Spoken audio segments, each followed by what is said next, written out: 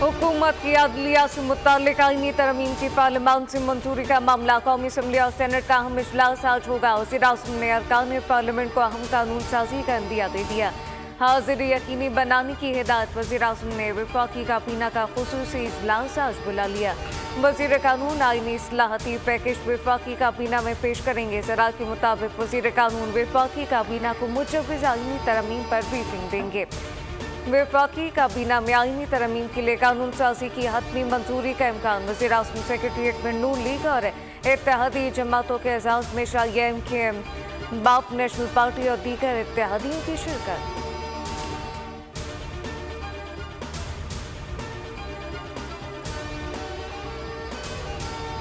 हुकूमत की मुजव्वज़ा आईनी तरमीम की तफसीलात सामने आ गई। आईनी तरमीम में नई अदालत के क़याम की तजवीज़ भी शामिल, जो सिर्फ आइन से मुतालिक केसेस सुनेगी। ज़राए ने बताया कि तरमीम का मकसद आईनी और मफाद आमा के मुकदमात को अलग करके अदालत उज़्मा पर बोझ कम करना है। आईनी अदालत 5 रुकनी होने की तजवीज़ है। आईनी अदालत की तश्कील में सूबों वफाकी जजेस की नुमाइंदगी की तजवीज़ भी ज़ेर गौर। मौलाना फजल रहमान ने भी आईनी अदालत के क़याम की तजवीज़ दी।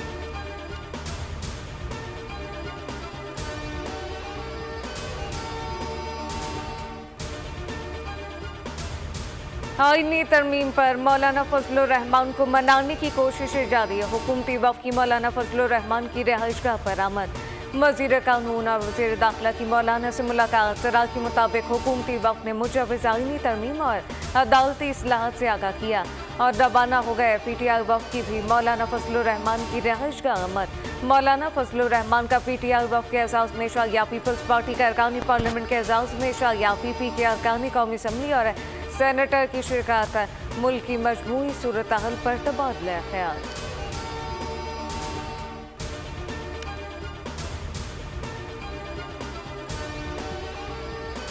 आईनी तरमीम का मामला। चेयरमैन पाकिस्तान पीपल्स पार्टी की मौलाना फजल रहमान से तवील मुलाकात खत्म।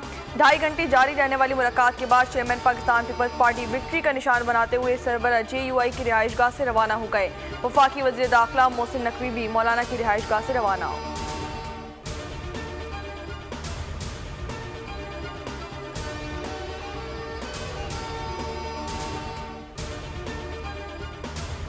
आईनी तरमीम पर हुकूमत की तजावीज़ आई हैं। हुकूमती तजावीज़ पर हमें मुशावरत के लिए कुछ वक्त दरकार है।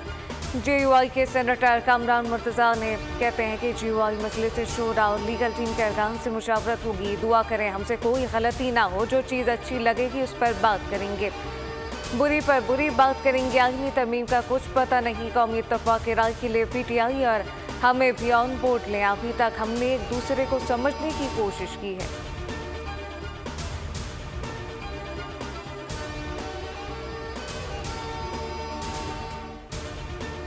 मौलाना फजल रहमान और PTI वफ़द की मुलाकात की अंदरूनी कहानी। ज़राए के मुताबिक मौलाना ने आईनी तरमीम पर मुसालियत का किरदार अदा करने की तैयारी कर ली। हुकूमत और PTI में इत्तेफाक राय ना हुआ तो मौलाना फजल रहमान अपोजिशन के साथ ही रहेंगे। PTI वफ़द ने मौलाना फजल रहमान से आईनी तरमीम को मौखर करने का मुतालबा किया है। PTI और मौलाना फजल रहमान ने जजिस की मुद्दत मुलाजमत बढ़ाने की मुखालफत और आईनी अदालत के क़याम की हिमायत पर इत्तेफाक किया। तहरीक इंसाफ ने तमाम जमातों की मुशावरत से मुतफ़िक़ा तरमीम के लिए ताउन की पेशकश भी कर दी।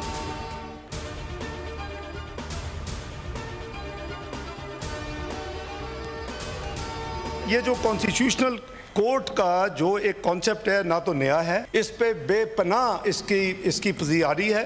तो मेरा ख्याल है कि आपके लीडर भी उस पर सिग्नेटरी हैं, बाकी पार्टीज भी हैं, प्राइम जो दोनों PPP PMLN ने साइन किया वो भी मौजूद है। तो लेट्स डू इट। तो ये मैं आपके अंदर कोई सस्पेंस या कोई छुपाने वाली बात नहीं है। आईनी अदालत की सोच कोई नई नहीं। नवाज शरीफ और बेनज़ीर भुट्टो की मिसाक़ जमहूरियत में आईनी अदालत की बात की गई। बानी PTI समेत तमाम जमातों ने दस्तखत किए। वज़ीर ख़जाना इसहाक़ डार का सेनेट से खिताब। कहा कि 18वीं तरमीम में जो ना कर सके अब करने की कोशिश कर रहे हैं। नंबर होंगे तो तरमीम करेंगे।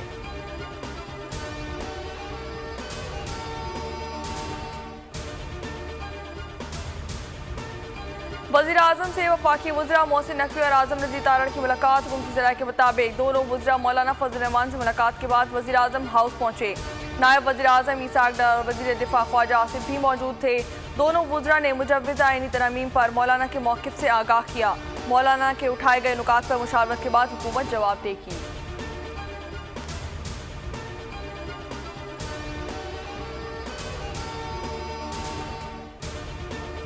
आईनी तरमीम अपोजिशन तो क्या अपने मेंबरान और इत्तेहादियों से भी शेयर नहीं की गई।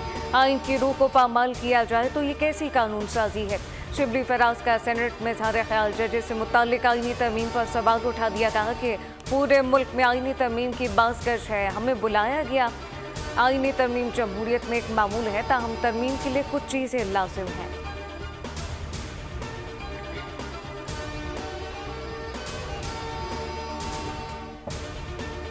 नेगोशिएशन शुरू हुई है और उसके नतीजे में कुछ आईपीपीज ने अपने आप को पाकिस्तान रुपीज में मामलात करने और अपने रेट को कम करने की बात की है, तो हम उसको अप्रिशिएट करते हैं। अगर लिबर्टी ये शरिया चिश्ती साहब ने इस काम को किया है तो मैं इसको अप्रिशिएट करना चाहिए, लेकिन अब बाकियों को भी तो सामने आना चाहिए। लिबर्टी पावर का डॉलर्स के बजाय रुपए में मुआहदे का ऐलान। अमीर जमात इस्लामी हाफिज नईमुर रहमान की भी चेयरमैन एशिया पाक इन्वेस्टमेंट शरियात चिश्ती की तारीफ, कहा कि शरियात चिश्ती का ऐलान काबिल तारीफ है, दीगर आईपीपीज को भी तकलीद करनी चाहिए।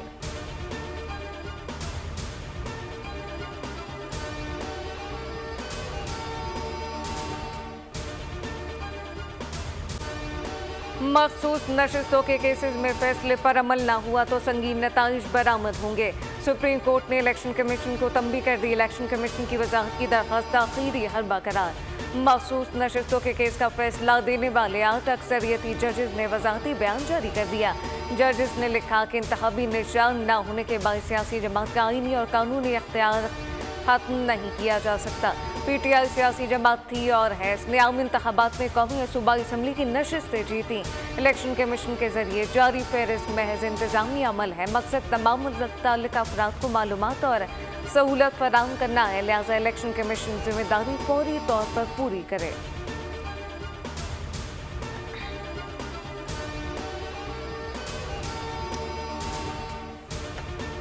ये तासुर दुरुस्त नहीं है कि इलेक्शन कमीशन ने बैरिस्टर गौर को पीटीआई के चेयरमैन के तौर पर तस्लीम किया है। ज़रा इलेक्शन कमीशन के मुताबिक पाकिस्तान तहरीक इंसाफ के इंट्रा पार्टी इलेक्शन का मामला अभी तक इलेक्शन कमीशन में ज़ेर गौर है। इस पर कोई हतमी फैसला नहीं किया गया। इलेक्शन कमीशन ने हमेशा इस मामले को जल्द अज जल्द निपटाने की कोशिश की है। पाकिस्तान तहरीक इंसाफ ने बार बार ताखीरी हरबे इस्तेमाल किए।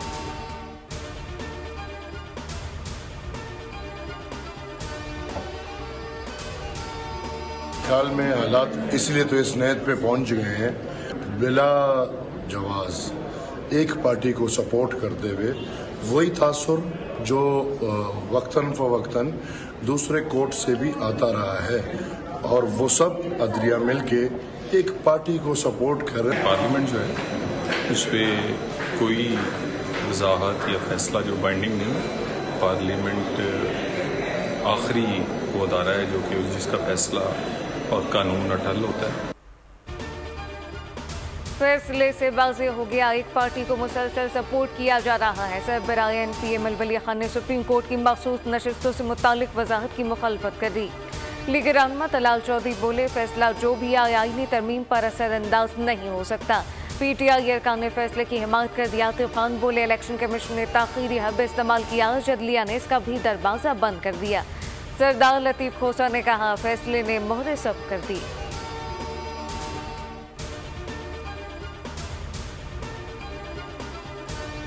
पाकिस्तान के अवाम इस वक्त कैदी नंबर 804 के साथ खड़े नहीं है। ये मेरे वो सिपाही हैं जो जो भी हालात हो वो डरते नहीं हैं, वो झुकते नहीं हैं। कैदी नंबर 804 ने अपनी सियासत चमकाने के लिए इदारों पर तनकीद की। बानी पीटीआई को सोशल मीडिया पोस्ट के नताइज भुगतने होंगे। पीटीआई वालों को पहले से खबरदार कर दूं कि रोना धोना नहीं है। Chairman Pakistan Peoples Party Bilawal Bhutto Zardari की असम्बली में धुआंधार तकरीर, बोले कि चीफ जस्टिस पर इल्ज़ाम लगाकर तौहीन अदालत की गई। आर्मी चीफ पर सियासत में मुलव्विस होने का इल्ज़ाम भी आयद किया गया। तहरीक इंसाफ वजाहत करे कि यह बयान बानी पीटीआई का है या नहीं।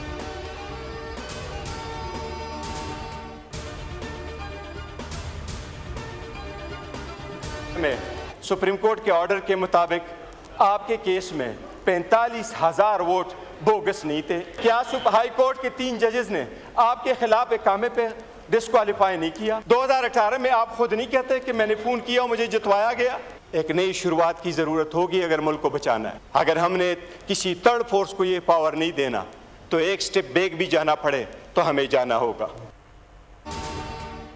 बिलावल की तकरीर से लगता है वो ऑक्सफोर्ड से जाली डिग्री लेकर आए हैं। इनकी तकरीर ने साबित किया वो पार्लियामान से नहीं कहीं और से ताकत लेने पर यकीन रखते हैं। चेयरमैन पीटीआई बैरिस्टर गौहर का नुक्ता एतराज़ पर खिताब कहा कि मखदूम शहाबुद्दीन को वज़ीर आज़म बनाने का फैसला हुआ था तो फिर राजा परवेज़ अशरफ को वज़ीर आज़म किसने बनवाया? हामिद सईद काज़मी को आपकी हुकूमत में किसने गिरफ्तार करवाया था? ख्वाजा आसाद रफ़ीक को किसने ऑफलोड किया था? सबको कहता हूं कि आगे बढ़ें वरना ये पार्लियामान पीछे रह जाएगा।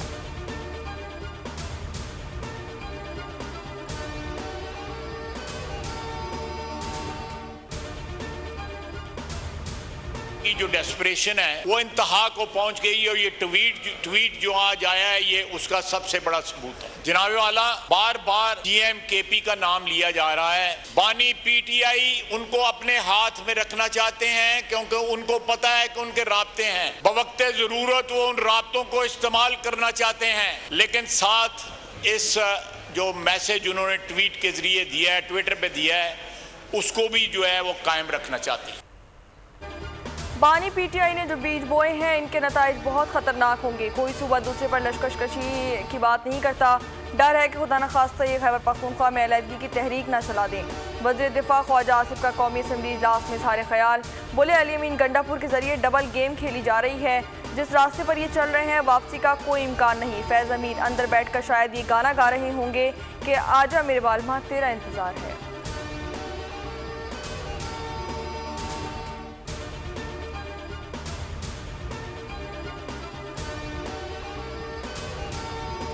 बानी पीटीआई से मुताल्लिक बिलावल भुट्टो की बातें मुस्तरद और इसकी मजम्मत करता हूँ। बानी पीटीआई आज भी अपनी एक एक बात पर खड़े हैं। अपोजिशन लीडर उमर अयूब का कौमी असम्बली में इज़हार ख्याल का बिलावल को देखकर 1958 की एक तस्वीर याद आ गई जिसमें बिलावल के नाना मेरे दादा से वजीर का हलफ ले रहे हैं। राजा परवेज़ अशरफ का अपोजिशन लीडर को जवाब कहा कि आपके दादा अमरीत लाए। बिलावल के नाना ने मुल्क को मुत्तफ़िका आइन दिया। आपके दादा ने जमहूरियत का कत्ल किया। बिलावल के नाना ने फांसी का फंदा चूमा।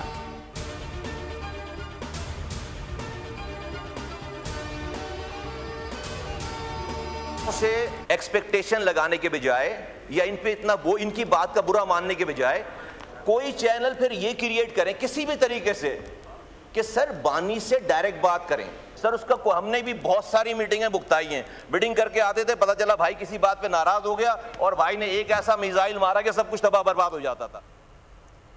पीटीआई वाले हमसे सबक सीखें। हुकूमत बानी पीटीआई से बराह रास्त बात करे वरना ऐसा होता रहेगा।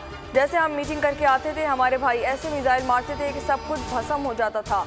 हमसे रात को पाकिस्तान पीपल्स पार्टी के खिलाफ प्रेस कॉन्फ्रेंस करने को कहा जाता था। अगली सुबह में रहमान मलिक पर फूल फेंकने का हुक्म दिया जाता था। एमक्यूएम रुकन मुस्तफ़ा कमाल का नुक्ता एतराज़ पर इज़हार ख्याल, कहा कि हमें तो मार दिया जाता था, आपको तो ये खतरा नहीं है, थोड़ा सब्र कर लें, बानी पीटीआई बाहर आ ही जाएंगे। अगर आपने सब्र ना किया तो मसला ख़राब हो जाएगा।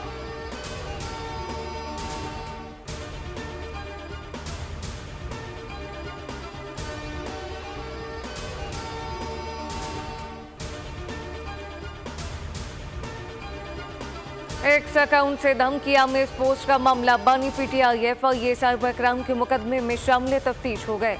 एफआईए टीम बानी पीटीआई से तकरीबन 45 मिनट तफ्तीश करके रवाना। 3 रुकनी टीम में एफआईए के तफ्तीशी और तकनीकी अफसरान शामिल थे। एफआईए टीम ने बानी से धमकियां में इस एक्स पोस्ट से मुताल्लिक सवाल किए।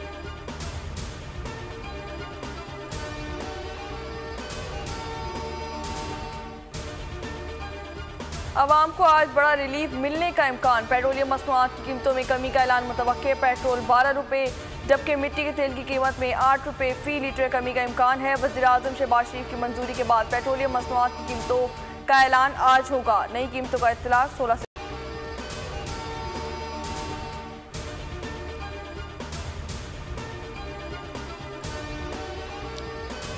तमाम वफाकी और सरकारी इदारों को सिर्फ इलेक्ट्रिक बाइक्स की खरीदारी का हुक्म। वज़ीर आज़म शहबाज शरीफ ने नवंबर तक जामे फाइनेंशियल मॉडल पेश करने की हिदायत कर दी। इलेक्ट्रिक व्हीकल के इस्तेमाल से मुताल्लिक इजलास से खिताब में शहबाज शरीफ ने कहा मुल्क में बिजली से चलने वाली गाड़ियों के फरोग के लिए हुकूमत तरजीही इकदाम कर रही है। सरकारी स्कूलों की अच्छी कारकर्दगी दिखाने वाले तुलबा में इलेक्ट्रिक बाइक तकसीम होंगी।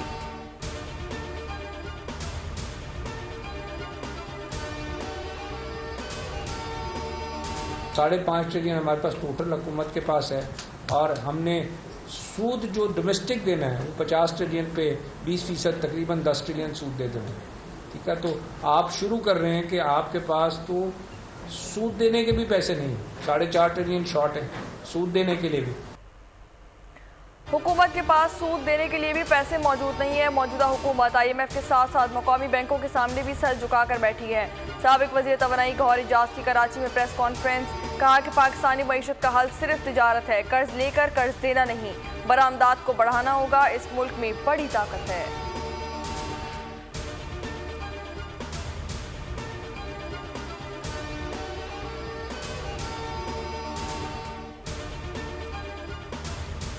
Chairman joint chief of staff committee general Sahir Shamshad Mirza का चीन का सरकारी दौरा। बीजिंग में चीन के vice chairman central military commissioner chief of CMC joint staff department से मुलाकातें। दो तरफा स्ट्रेटेजिक शराकतदारी और दिफाई ताउन को बढ़ाने पर इत्तफाक।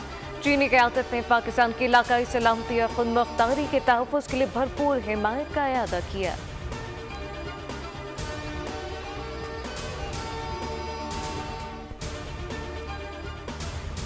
कराची एयरपोर्ट पर 24 घंटे में मंकी पॉक्स का तीसरा मुश्तबा केस सामने आ गया। मुतासरा खातून सऊदी अरब से बरासत दुबई कराची पहुंची थी।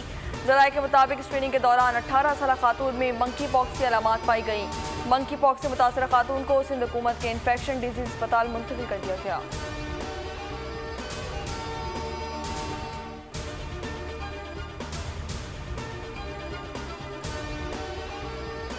कराची के इलाके कोरंगी में डाकुओं की पुलिस पर फायरिंग, पुलिस एहलकार जख्मी। पुलिस हुकाम के मुताबिक पुलिस एहलकार की टांग पर गोली लगी। पुलिस ने मशकूक जानते हुए मोटरसाइकिल सवार मुलजिमान को रुकने का इशारा किया, जिस पर मुलजिमान पुलिस एहलकार पर फायरिंग करते हुए फरार हो गए। जख्मी एहलकार अस्पताल मुंतकिल।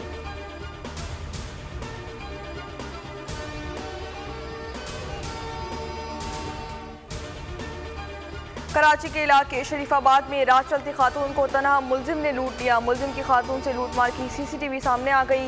देखा जा सकता है कि मुलजिम ने रात चलती खातून को असलहे के जोर पर रोका, हाथों और कानों से तलाई जेवरात उतार कर ले गया। पुलिस के मुताबिक खातून ने पुलिस से राब्ता नहीं किया। खातून को तलाश किया जा रहा है।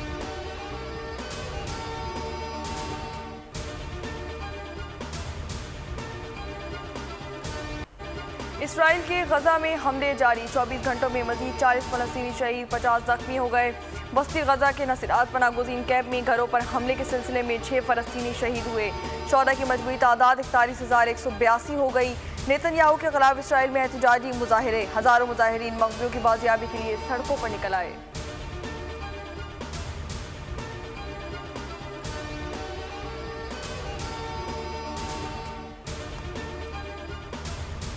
अमरीका में जारी 247वें इंटरनेशनल स्क्वॉश चैंपियनशिप के फाइनल में पाकिस्तान के एहसन अयाज ने जगह बना ली।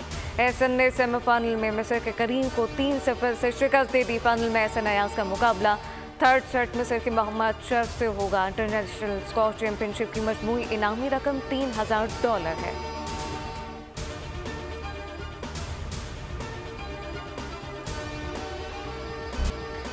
और मंशियात फरोशी के खिलाफ जंग, एक्शन से भरपूर हॉलीवुड फिल्म द स्टॉविक का ट्रेलर जारी कर दिया गया। फिल्म रवा साल 18 अक्टूबर को रिलीज की जाएगी।